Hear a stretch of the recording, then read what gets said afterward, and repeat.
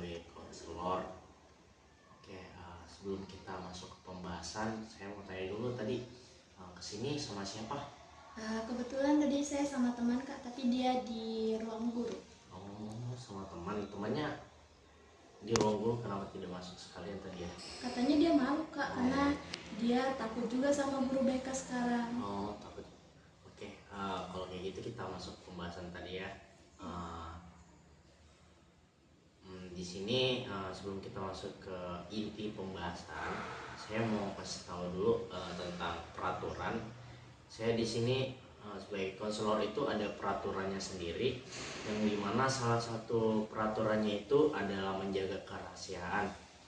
Jadi setiap apa yang kamu sampaikan ke saya itu bakalan saya rahasiakan, nggak saya sebar keluar. Jadi seperti itu. Oh gitu ya Kak. Sebenarnya saya juga agak takut sih Kak ceritakan masalah yang saya alami ini. Takut saya kayak dihina, kayak dikata-katain Kak gitu. Apalagi sekarang ini kalau saya cerita ke teman, takutnya apa yang saya rasakan ini bisa tersebar kemana-mana Kak. Jadi saya agak takut. Cuman karena saya kayak coba gitu, terus jadi ya udah saya ketemu sama kakak.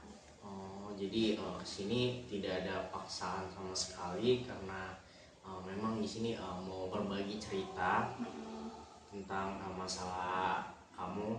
Iya. Jadi nggak ada paksaan untuk datang buat konseling di sini ya? Nggak ada Kak. Tapi saya masih agak takut sih Kak. Takut rahasia saya tersebar gitu aja Kak. Takut rahasia tersebar. Oke.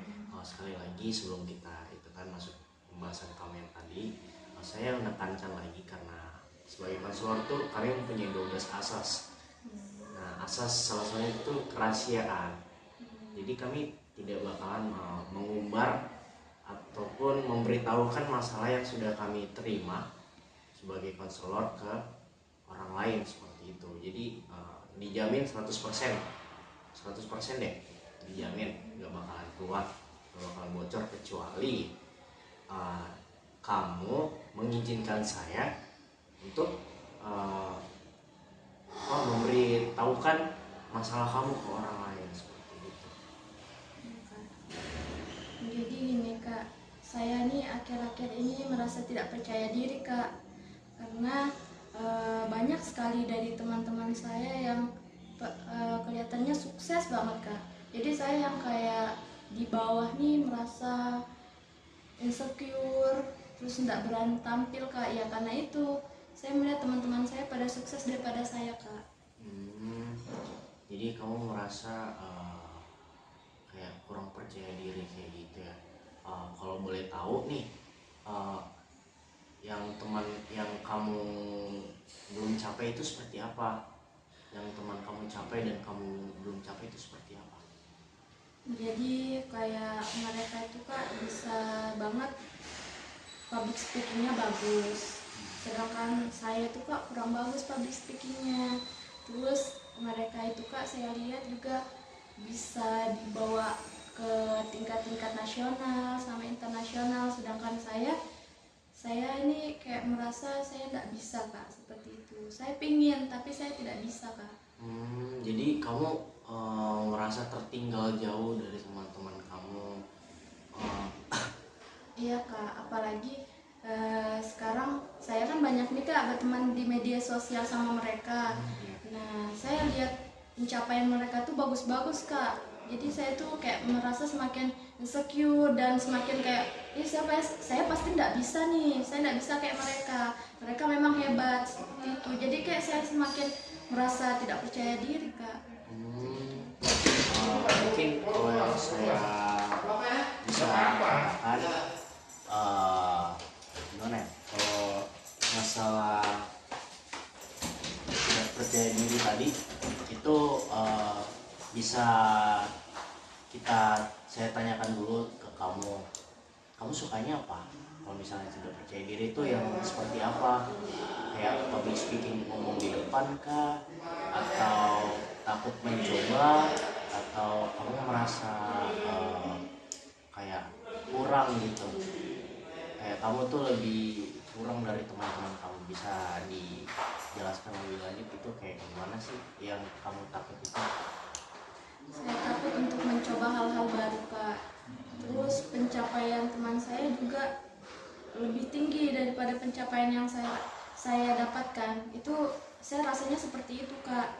Terus apalagi saya ini juga kayak lebih malas bersosialisasi Kak, karena saya malu sama teman-teman saya yang punya pencapaian lebih tinggi dari saya. Itu Kak.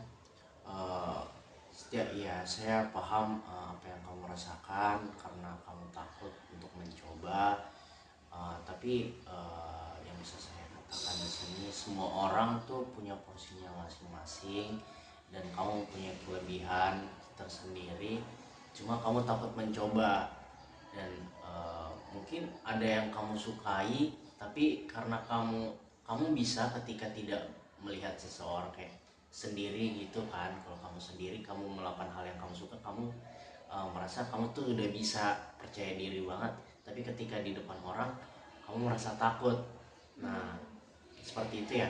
Iya Kak, saya juga merasa saya tuh sebenarnya bisa Kak, tapi ketika saya melihat teman-teman di sekeliling saya yang mempunyai pencapaian yang lebih tinggi, saya tuh rasanya kayak ya udah nggak usah, biar mereka aja yang ngelakuinnya kayak gitu Kak.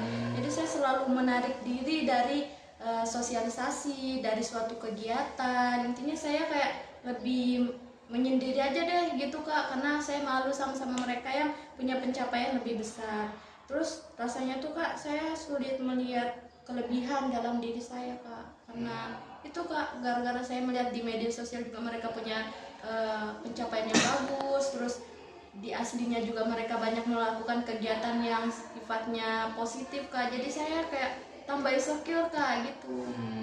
Jadi kamu ketika melihat mereka mencapai sesuatu kamu insecure. Iya Kak. Mungkin kamu bisa melihat lagi ke diri kamu. Apakah kamu bisa apakah ini kamu melihat apa sih yang kamu suka, apa aja sih yang kamu gemari itu seperti apa sih, dan pencapaian mereka itu seperti apa, yang kamu gemari itu kayak gimana? Apakah bermain bola, bermain musik, maksudnya berolahraga, nggak main bola, seperti itu. Jadi kamu nggak bisa melihat melihat orang juga, kamu harus melihat diri kamu sendiri juga. Kamu yang kamu suka itu apa? Mungkin yang kamu sukai orang lain tidak bisa lakukan, mungkin seperti itu. Jadi kamu merasa insecure duluan karena kamu hanya melihat kelebihan seseorang. Coba kamu lihat lagi ke diri kamu. Kayak misalnya kalau kamu kan tadi seperti yang kamu bilang, kamu percaya diri ketika sendiri, kayak lagi di rumah kamu ngelakuin hal yang kamu suka. Misalkan kamu suka menyanyi gak? Enggak Kak, kebetulan saya tuh sukanya lomba menulis. Menulis? Iya, karena waktu itu Kak, saya pernah juara satu lomba menulis. Wow. Nah itu teman-teman saya yang saya rasa punya pencapaian tinggi tuh juara 2, juara 3, ada bahkan yang tidak mendapat juara Kak. Di situ saya juga kayak kejut gitu nah Kak, karena kok bisa saya juara 1 gitu Kak. Jadi saya makin kayak sudah percaya diri, jadi enggak lagi gitu Kak. Jadi ketika kamu melihat teman kamu di media sosial, jadi kamu merupakan hal yang kamu dulu pernah capai di masa lalu. Iya. Jadi mungkin dari saya, karena kamu terlalu melihat pencapaian orang lain, mungkin kamu bisa kembangin lagi, kamu belajar lagi, mulai hobi kamu terapin lagi, kamu belajar lagi, kayak belajar lomba nulis. Kayak kamu tuh harus gimana ya, kayak melihat ke masa yang lalu gitu. Nah kayak kamu tuh dulu seperti apa sih. Kalau misalnya kamu ada video tentang kamu, ada dokumentasi tentang yang kamu, pencapaian kamu yang dulu juara nulis, itu kan udah hebat banget loh. Teman kamu merasa iri sama kamu kan, karena pencapaian kamu seperti kamu yang sekarang. Mungkin teman kamu melihat kamu dulu tuh orang yang pintar, bisa lomba nulis tuh jago banget, sampai mereka iri. Jadi mereka tuh mungkin melihat potensi yang ada dalam diri mereka. Jadi mereka kembangin, dan kamu sekarang terjebak seperti mereka yang dulu, mereka yang melihat kamu sebagai orang yang mencapai kesuksesan di masa muda, kayak menang lomba seperti itu. Jadi mungkin saran saya, kamu bisa mencoba lagi melihat kembali apa yang kamu suka. Yang kamu suka itu seperti menulis tadi kan, mungkin kamu bisa uh, gimana ya, kayak kembangin, kamu harus mulai percaya diri seperti itu.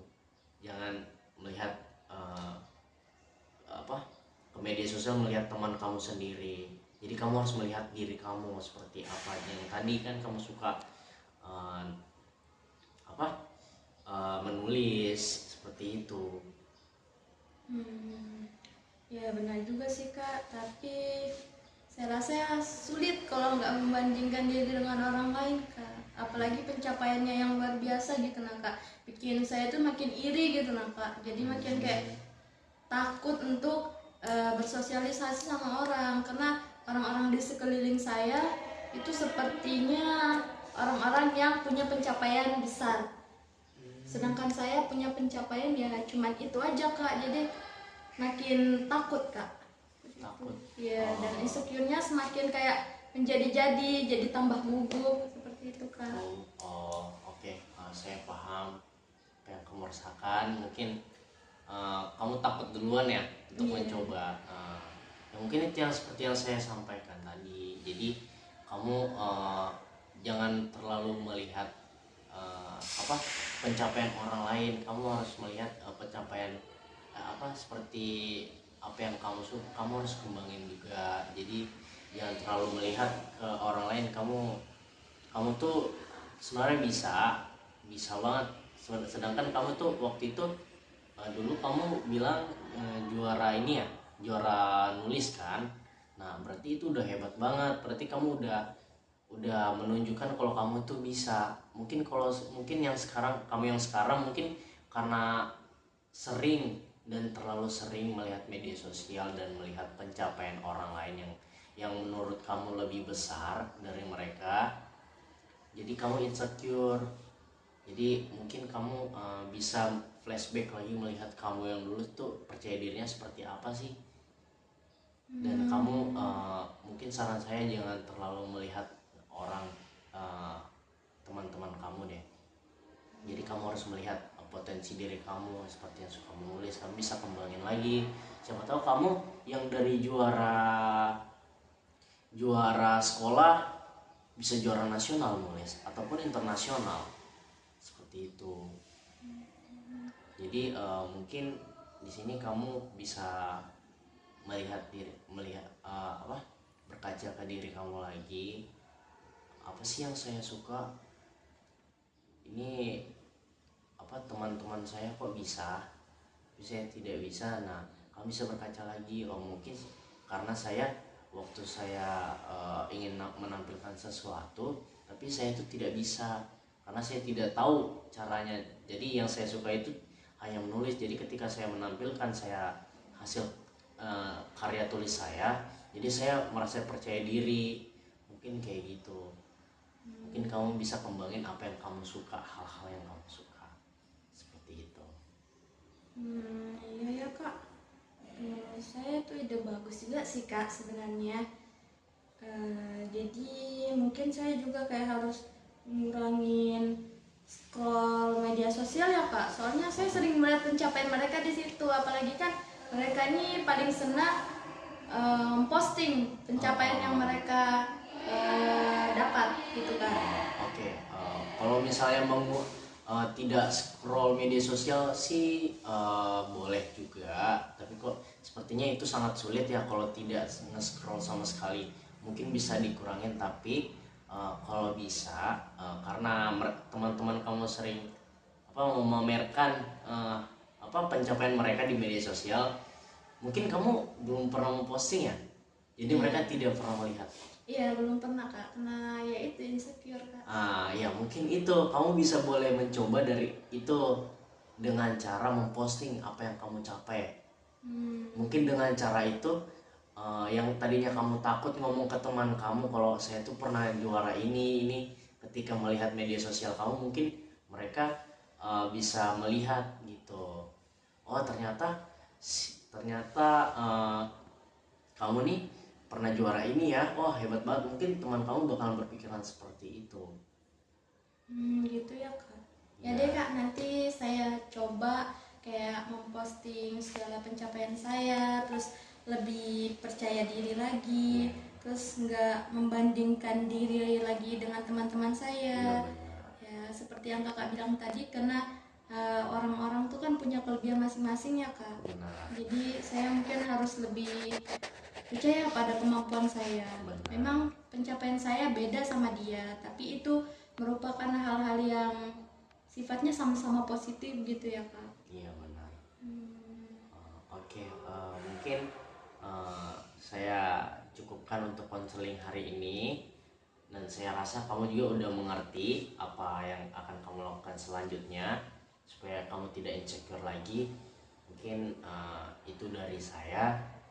Ya, terima kasih udah datang sini untuk menceritakan masalah kamu. Saya sangat menghargai apa yang kamu ceritakan ke saya, dan itu bisa mungkin menjadi hal baru buat kamu karena kamu bakalan melakukan memamerkan pencapaian kamu ke teman-teman kamu. Jadi saya harap kamu bisa percaya diri dan tidak insecure lagi. Ya kak.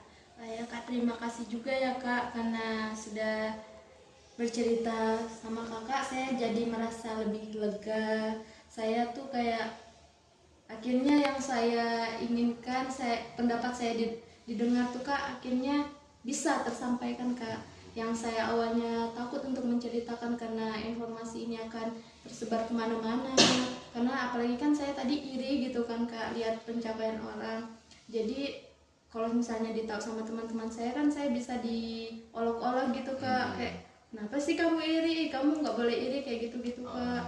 Jadi saya merasa takut, tapi setelah konseling sama kakak saya kayak merasa didengarkan, pendapat saya itu diterima tanpa dijok sama sekali. Terima kasih kak, nanti saya akan mencoba solusi apapun yang kakak berikan.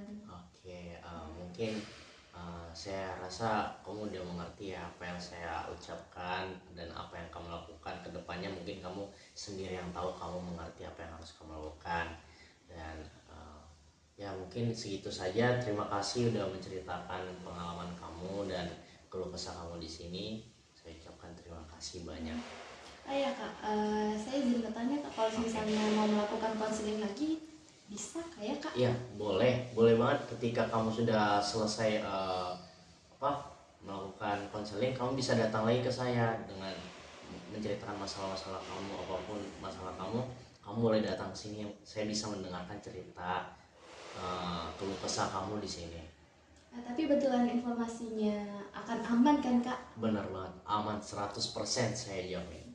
Nanti kalau misalnya ada teman saya juga yang punya masalah, saya nanti sarankan ke sini juga kak, karena konselingnya tuh bagus kak. Jadi saya agak merasa lebih lega, dan memang agak beda sih perasaan tadi awal datang kak sama yang sekarang. Oh iya, mungkin tadi datang gugup banget ya, karena baru pertama kali kan ketemu.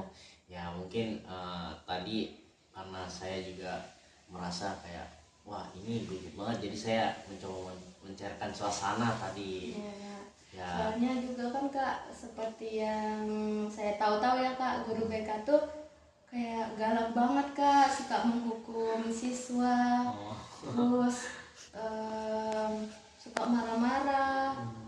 Jadi kalau ada masalah siswa langsung dipanggil orang tuanya. Jadi saya takut kak. Jadi ini pertama kalinya saya mencoba yang namanya konseling. Oke, baru pertama kali konseling ya. Jadi seperti itu tadi saya bilang ada 12 asas dan peraturan untuk guru BK. Jadi apapun yang kamu ceritakan ke saya atau ke konselor lain itu bakalan dirahasiain 100%. Seperti itu. Terima kasih ya kak. Ya kamu nanti mau ada kelas lagi ya? Iya nih kak, sebentar lagi sih kak sebenarnya. Oh sebentar lagi. Mungkin teman kamu dan juga tadi kan tadi. Tapi kamu udah mengetahui kan apa yang mau kamu lakukan ke depannya? Iya kak. saya sudah tahu kak. Oke. Kasih ya kak. Iya, sama-sama. Saya mau ketemu teman saya dulu kak. Oke. Kasihan juga sudah nunggu lama ya kak. Iya, terima kasih. Terima kasih kak. Ya, hati-hati di jalan ya. Iya.